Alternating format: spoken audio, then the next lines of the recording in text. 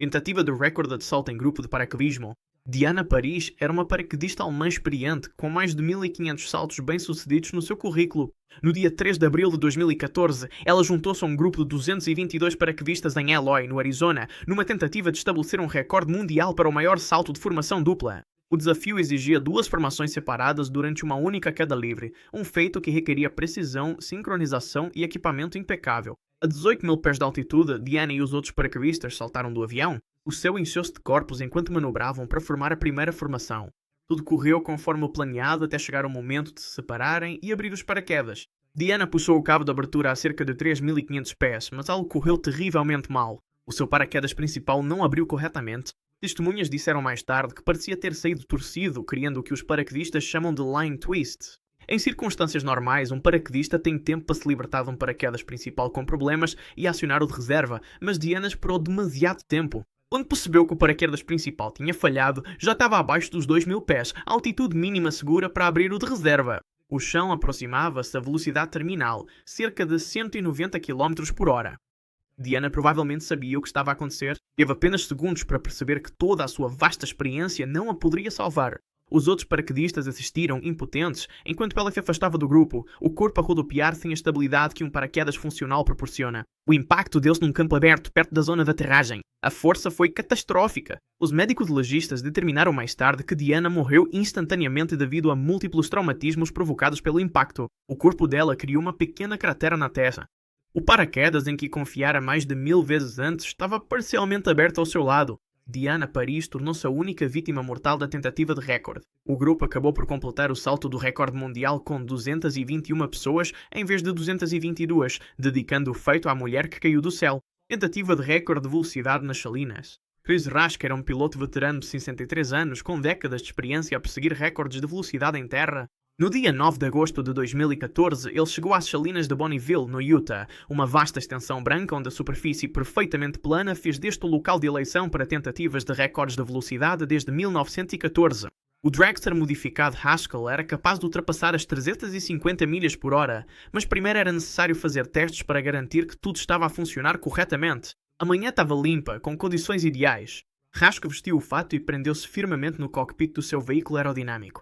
Ele estava a fazer uma passagem de aquecimento sem sequer tentar atingir a velocidade máxima. Testemunhas disseram que o carro parecia estável enquanto acelerava sobre o sal, com o motor a rugir no ar rarefeito do deserto. No final do percurso havia uma rampa de desaceleração, concebida para abrandar os veículos em segurança após as suas corridas. Quando o rasca se aproximava a cerca de 280 milhas por hora, algo correu terrivelmente mal. Em vez de subir gradualmente à rampa, o seu veículo levantou voo. A parte da frente levantou-se subitamente, fazendo com que o dragster embatesse na extremidade superior da rampa em vez de a subir.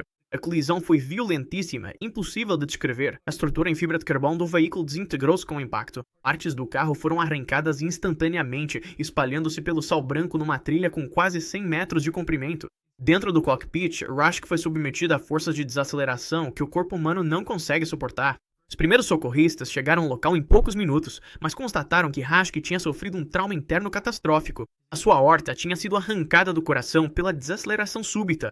O sangue encheu-lhe a cavidade torácica quase instantaneamente. Mais tarde, especialistas médicos explicaram que, mesmo com assistência imediata, a sobrevivência teria sido impossível. Rasch continuava preso ao que restava do seu assento, com as mãos congeladas no volante. O equipamento de segurança que o tinha protegido em dezenas de corridas anteriores não foi suficiente para contrariar a física de um impacto a 280 milhas por hora. Desafio de dar a volta ao mundo de bicicleta. Juan Francisco Guillermo era um ciclista chileno de 47 anos com uma ambição extraordinária.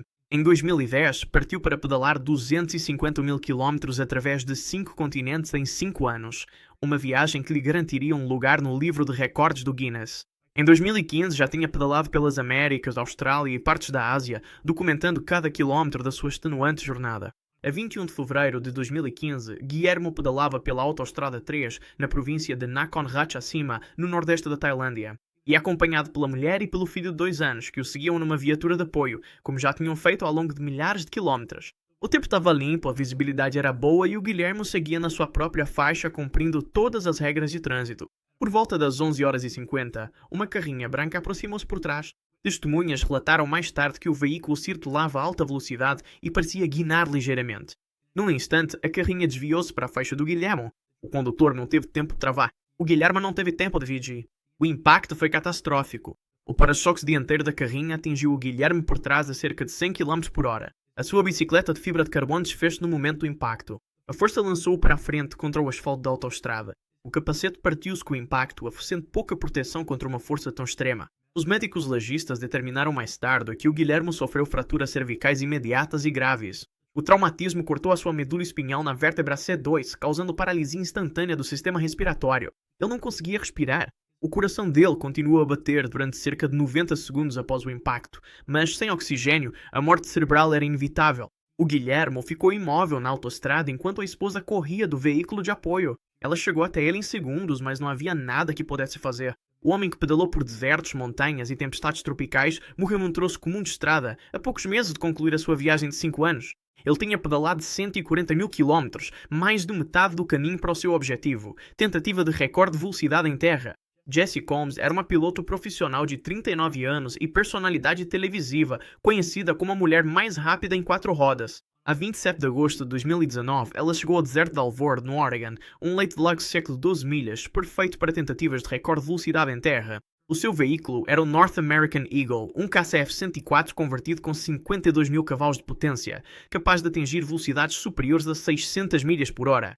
As condições estavam quase perfeitas naquela manhã. A superfície do deserto estava plana e seca, com ventos ligeiros e visibilidade clara. Combs completou a sua primeira passagem sem incidentes, atingindo velocidades superiores a 500 mil milhas por hora. A sua equipa estava otimista quanto a bater o recorde feminino de velocidade em terra de 512 milhas por hora, estabelecido por Kitty O'Neill em 1976. Por volta das 16 horas, Combs iniciou a sua segunda passagem. O North American Eagle acelerou rapidamente, com seu motor a jato a propulsioná-la pelo deserto. De acordo com os dados de telemetria recuperados mais tarde, ela atingiu uma velocidade de aproximadamente 550 milhas por hora. Mas essa velocidade, até o menor obstáculo, torna-se catastrófico. A roda dianteira esquerda do veículo atingiu um objeto no deserto, possivelmente uma pedra não maior do que uma bola de golfe. Uma velocidade tão extrema, o impacto foi violento. O conjunto da roda colapsou imediatamente, fazendo com que o veículo desviasse ligeiramente para a esquerda. Em frações de segundo, Combs perdeu o controle direcional. As forças aerodinâmicas a 550 milhas por hora rasgavam a estrutura do veículo. O North American Eagle começou a desintegrar-se. O chassi partiu-se e deflagrou um incêndio quando as linhas de combustível se romperam. Dentro do cockpit, Combs foi sujeito a forças G extremas enquanto o veículo capotava. Os médicos legistas determinaram mais tarde que ela morreu devido a um traumatismo craniano antes de o fogo atingir o cockpit. O impacto foi tão severo que a morte foi instantânea. Quando a sua equipa chegou ao local do acidente, os destroços estavam espalhados por quase 1 quilômetro de deserto. O fogo consumiu a maior parte do veículo. Os dados recuperados dos computadores de bordo confirmaram a sua velocidade de 522.783 milhas por hora, atribuindo póstumamente a Jessie Combs o título de mulher mais rápida em terra. Tentativa de salto base com wingsuit. Dwayne Weston era um atleta extremo australiano de 34 anos, conhecido por ultrapassar os limites do base jumping e do voo com wingsuit. Em outubro de 2003, já tinha realizado mais de 1.200 saltos e ganhou a reputação de executar acrobacias que outros consideravam impossíveis. No dia 5 de outubro, planeou a sua façanha mais ousada até então, sobrevoar a ponte Royal Gorge, no Colorado, usando um wingsuit. A ponte Royal Gorge ergue-se a 291 metros acima do rio Arkansas, sendo uma das pontes mais altas do mundo. O plano de Weston era saltar um avião a 900 metros acima da ponte e depois usar o wingsuit para voar por cima da estrutura, enquanto o outro saltador passava por baixo. A acrobacia exigia um timing ao milésimo de segundo e o julgamento perfeito da distância e da velocidade. Às 14h15, Weston saltou 2 euros. Ele abriu o wingsuit, as membranas de tecido entre os braços e as pernas apanharam o ar, permitindo-lhe planar para a frente a cerca de 190 km por hora. Da ponte lá embaixo, os espectadores observavam enquanto ele se aproximava, uma pequena figura contra o céu azul do Colorado. O outro saltador conseguiu passar por baixo da ponte, mas Weston calculou mal. Talvez tenha sido uma rajada de vento repentina, um ligeiro erro a avaliar a altitude. Seja qual for a razão, Weston estava demasiado baixo quando se aproximou, e ele embateu com força devastadora no gradeamento na extremidade oeste da ponte. O impacto foi tão violento que a sua perna direita foi imediatamente decepada acima do joelho. A colisão fê-lo redupiar descontroladamente. O paraquedas abriu-se automaticamente devido ao impacto, mas já era tarde demais. Weston caiu desamparado para dentro do desfiladeiro, deixando um rastro de sangue pelo ar. Ele embateu numa parede rochosa a cerca de 90 metros abaixo da ponta. Os primeiros socorristas desceram de rapel para o alcançar, mas o que encontraram já estava para além de qualquer ajuda. A artéria femoral na perna decepada provocou uma rápida perda de sangue. Os médicos legistas estimaram que ele viveu cerca de 30 segundos após o impacto, provavelmente consciente e ciente enquanto sangrava até à morte. O coração do Weston parou antes que os socorristas o conseguissem alcançar. Desafio da tirolesa pelo Kalel. Sailendra Nath Roy era um acrobata indiano de 49 anos que tinha construído uma reputação por feitos invulgares de resistência. A 28 de abril de 2013, tentou atravessar o turbulento rio Teesta em Bengala Ocidental, na Índia, usando apenas o cabelo como suporte. Roy já tinha estabelecido um recorde mundial do Guinness em 2011 por percorrer a maior distância numa tirolesa usando o cabelo, cobrindo 82,5 metros. Desta vez, pretendia bater o seu próprio recorde ao atravessar 180 metros. A técnica de Roy consistia em atar o seu rabo de cavalo a uma polia de aço que deslizava ao longo do cabo da tirolesa. Ele tinha deixado crescer e fortalecido o cabelo especificamente para estas acrobacias. Por volta das 14h30, com centenas de espectadores a assistir das margens do rio e da ponte da croação acima, Roy iniciou a sua travessia pelo desfiladeiro. Durante os primeiros 70 metros, tudo correu como planeado. Roy deslizava para a frente, suspenso a 21 metros acima das águas agitadas apenas pelo cabelo. Depois, sem aviso, a polia ficou presa no cabo. Roy parou abruptamente, ficando pendurado e indefeso sobre o rio. Testemunhas descreveram vê-lo a lutar desesperadamente para se libertar. Tentou alcançar o cabo, mas não conseguia levantar o peso do corpo apenas com os braços. Cada movimento provocava-lhe dores lancinantes, pois todo o peso do corpo puxava pelos folículos capilares do couro cabeludo. Durante vários minutos continuou a debater-se, os seus movimentos tornando-se cada vez mais frenéticos. Após cerca de 20 minutos, Roy deixou de se mexer. Alguns espectadores ainda aplaudiam, sem perceberem que o que estavam a ver já não era um número, mas sim um homem a lutar pela vida. Não havia rede de segurança por baixo, nem equipa de resgate de prontidão. Roy ficou imóvel, suspenso apenas pelo cabelo. Quando os serviços de emergência chegaram e conseguiram alcançá-lo, já tinham passado quase 45 minutos. Encontraram Roy inconsciente, com o couro cabeludo gravemente traumatizado devido à tensão prolongada. Os médicos legistas determinaram mais tarde que ele tinha sofrido um ataque cardíaco maciço provocado pelo extremo estresse e dor. A paragem cardíaca ocorreu enquanto ainda estava suspenso, o corpo a se ver depois de suportar aquilo que os médicos descreveram como limiares de dores extraordinários. Sailendra Nath Roy foi declarado morto à chegada ao hospital. Se quiseres ver mais vídeos como este, clica no vídeo que está no ecrã agora e não te esqueces de subscrever.